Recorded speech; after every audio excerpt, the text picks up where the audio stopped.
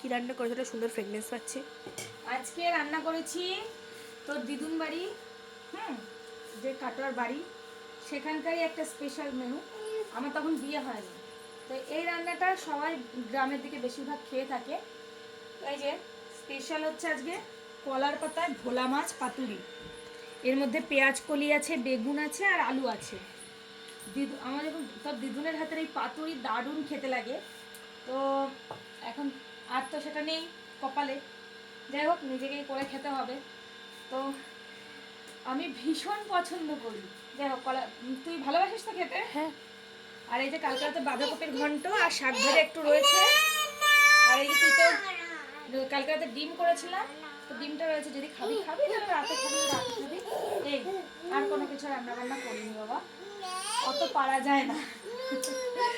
কার কার কলার পাতায় মাছ পছন্দ করো পাতুরি কমেন্ট করে জানাও।